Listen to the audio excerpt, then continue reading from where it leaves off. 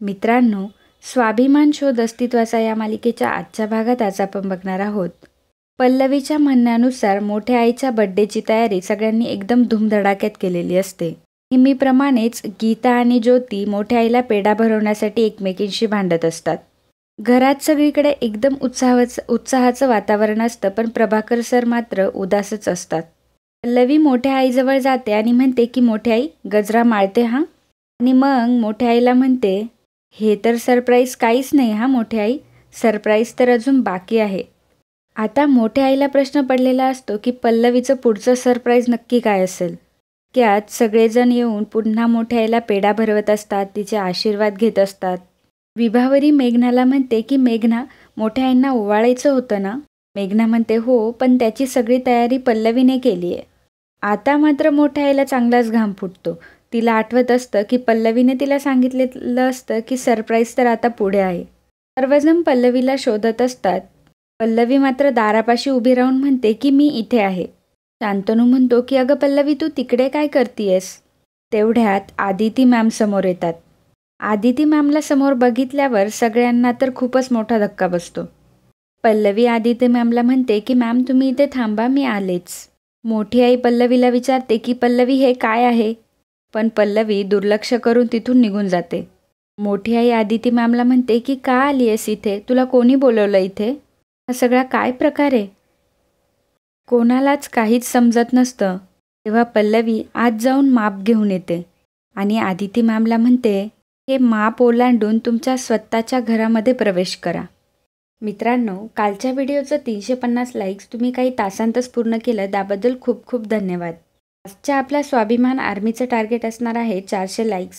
तुम्ही हे नक्की पूर्ण कराल याची आम्हाला खात्री आहे.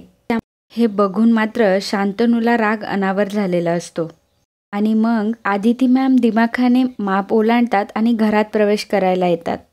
पण तितक्यात शांतनू तिथे जातो आणि ओरडतो की पल्लवी काय चाललंय हे सगळं, आत्ताच्या आत्ता हे सगळं थांबव. ज्या बाईने स्वतःच्या स्वार्थासाठी आपल्या घराचा उंबरा ओलांडला, तिला माप ओलांडून आपल्या घरात घेतलंस तू. आज तू सगळी हद्द पार केली आहेस पल्लवी. शांतनू पल्लवीचा हात धरून तिला ओढायला लागतो. तेव्हा पल्लवी आदिती मॅमचा देखील हात धरून ठेवते. पल्लवी म्हणते की नाही शांतनू, त्या बाईला नाही, तुमच्या आईला, त्यांना तिचे हक्क मिळवून देते मी. तेव्हा शांतनू म्हणतो की तिने तिचे हक्क कधीच सोडलेत. मोठी आई समोर येते आणि म्हणते की कोण समजतेस, कोण तू स्वतःला, कोणाच्या परवानगीने तू हिला इथे आणलंस.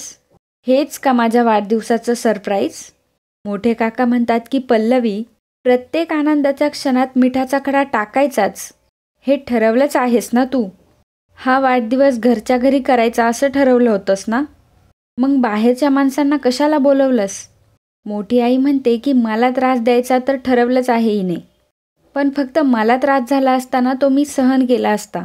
पण शांतनू, आता ही तुलासुद्धा त्रास द्यायला मागे पुढे बघत नाहीये. लक्षात येतंय का तुझ्या.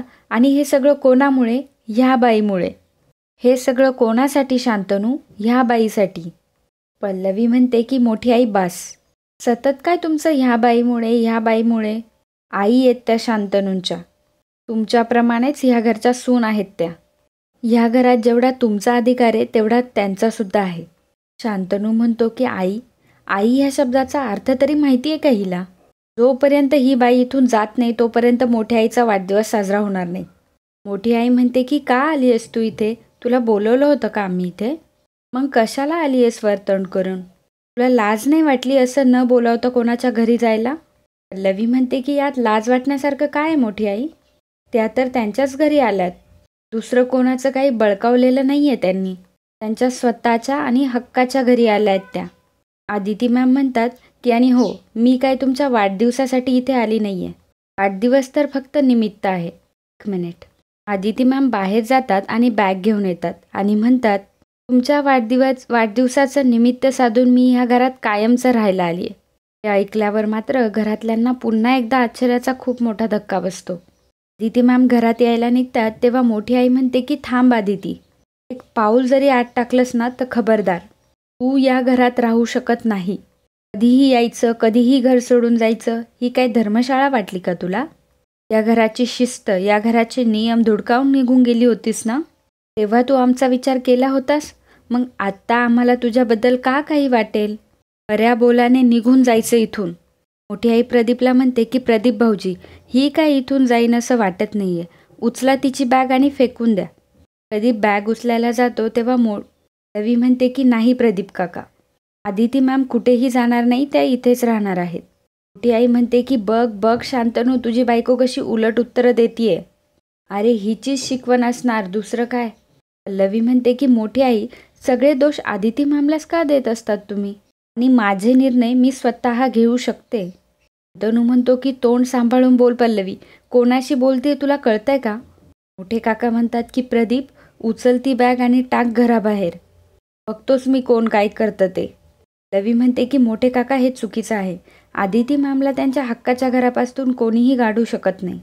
मोठी आई म्हणते की हक्क हक्क, अगं कसला हक्क सांगते तू एवढा तिचा? काय केलं हिने या घरासाठी? कुणाच्या उपयोगी पडली आहे का उत्तर तुमच्याकडे? तेव्हा पल्लवी म्हणते की तुमच्याच म्हणण्याप्रमाणे आजपर्यंत त्यांनी या घराची शांतता राखली आहे. इतकी वर्ष त्यांच्या आयुष्यात एवढी उलथापालथ होऊनही कधीही तुमच्यापर्यंत किंवा बाबांपर्यंत काहीच येऊ दिलं नाही त्यांनी. हे सगळं कमी आहे का मोठी आई? तेव्हा मोठी आई म्हणते की आम्ही हिला सांगितलेलं नव्हतं. तिने जे काही केलंय ना ते स्वतःहून केलंय. तेव्हा पल्लवी म्हणते की आदिती मॅमने स्वतःहून काहीही केलं नाहीये, त्यांना हे सगळं. शांतनू मोठ्याने ओरडतो की बस झालं सगळं. शांतनू आदिती मॅम जवळ जातो आणि म्हणतो की आल्या पावली निघायचं हां इथून, तुला आमच्या घरात स्थान नाही. आदिती मॅम म्हणतात की शांतनू, तू मला जायला सांगतोयस, आई आहे तुझी मी. तेव्हा शांतनू म्हणतो की नाही मानत मी. तेव्हा कुठे गेली होती ती आई, जेव्हा स्वतःच्या स्वार्थासाठी आपल्या मुलाला वाऱ्यावर सोडून गेली होतीस? तेव्हा तुला माझी गरज नव्हती, आता मला तुझी गरज नाही. ऐकून आदिती मॅमला खूप त्रास होत असतो. ती शांतनू शांतनू म्हणत असते, पण शांतनू मागे वळून बघतही नाही. तेव्हा मोठी आई लगेच शांतनूच्या खांद्यावर हात ठेवते.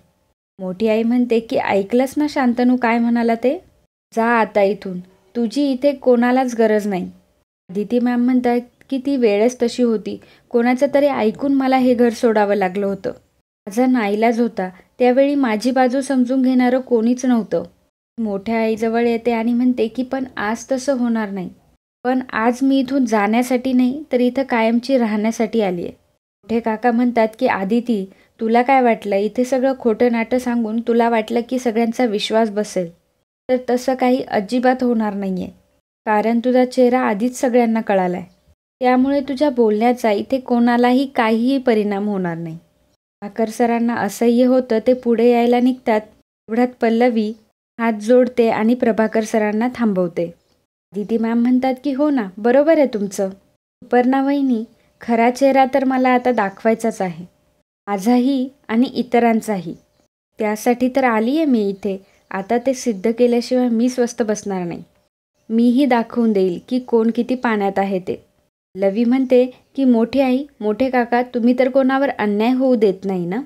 मग आदिती मॅम आणि बाबांवर का हा अन्याय करताय? नवरा बायकोंना एकत्र राहण्याचा अधिकार असतो, तसाच या दोघांनाही एकत्र राहण्याचा अधिकार आहे. कारण अजूनही आदिती मॅम आणि बाबा कायद्यानुसार एकमेकांपासून वेगळे झालेले नाही आहेत. त्यामुळे आपल्या नवऱ्याच्या घरात राहण्याचा अधिकार आहेच आदिती मॅमला. आदिती मॅम म्हणतात की माझा नवरा प्रभाकरने मला सांगू दे मला इथून जायला, मी आल्या पावली इथून निघून जाईन. मित्रांनो, कालच्या व्हिडिओमध्ये चंद्रशेखर सातवीत, अनिता कोतालकर, हनुमंत माळी, रेश्मा भगत, आनंद केसवानी, मोहन सोनार, शीतल पाटील, रमा वाडकर, चंद्रकांत मगार, काला मोरे, ज्योती गायकवाड, राणी बेलोटे, लक्ष्मीप्रसाद देसाई या सर्वांनी कमेंट करून खूप छान प्रतिसाद दिल्याबद्दल त्यांचे खूप खूप धन्यवाद. सर्वजण प्रभाकर सरांकडे बघायला लागतात. मोठे काका म्हणतात की प्रभाकर, उत्तर दे तिला. प्रभाकर सर म्हणतात की आदिती घरात राहिली तर माझी काहीच हरकत नाही आहे. मोठी आई म्हणते की भाऊजी काय बोलताय तुम्ही हे? प्रभाकर सर म्हणतात की वहिनी, माझी कळकळीची विनंती आहे की आता घरात वादविवाद नको. हो, आज चांगला दिवस आहे, तुमचा वाढदिवस आहे, आणि मला काय वाटतं की माझ्या आणि आदितीच्या नात्याला अजून एक संधी द्यावी. आता नवरा बायकोने एकत्र राहण्याचा निर्णय घेतला तर बाकीच्यांना काही अडचण नसावी ना. मोठी आई म्हणते की भाऊजी, ही बाई आपल्या घराशी कशी वागली तुम्हाला माहिती आहे ना? प्रभाकर सर म्हणतात की अहो वहिनी, जुन्या झाल्या ना त्या गोष्टी, काय तेच उघडत बसायचं. आणि वहिनी, मराठीत एक म्हण आहे बघा, कुंभ जळला तरी पीळ सुटत नाही. माणसाचं पण तसंच आहे. कितीही ठरवलं ना तर माणसाचा स्वभाव काय बदलत नाही. तो उफाळून वर येतोच ना. तसंच आधी ती चुकीची होती तर ती सगळ्यांसमोर चुकीची आहे हे सिद्ध होईलच ना. तिला एक संधी द्यायला काय हरकत आहे. आणि मित्रांनो, आजचा भाग इथेच संपतो. पुढील भागात आपल्याला पाहायला मिळणार आहे की शांतनू पल्लवीला म्हणतो की तुझ्यावर जो विश्वास ठेवला होतास ना त्याच्या तू पार चिंध्या केल्यास. तेव्हा पल्लवी म्हणते की शांतनू असं काय म्हणताय. शांतनू पल्लवीचा हात धरतो आणि तिला रूमच्या बाहेर हकलतो आणि म्हणतो, आजपासून तू आणि मी एका रूममध्ये नाही राहणार. आणि दरवाजा बंद करून घेतो. दोघेही रडत असतात. तर मित्रांनो, असे स्वाभिमान शोध अस्तित्वाचे नवनवीन एपिसोड सगळ्यात आधी बघण्यासाठी आमच्या चॅनलला लगेच सबस्क्राईब करा आणि व्हिडिओ आवडला असेल तर नेहमीप्रमाणे व्हिडिओला लाईक नक्की करा.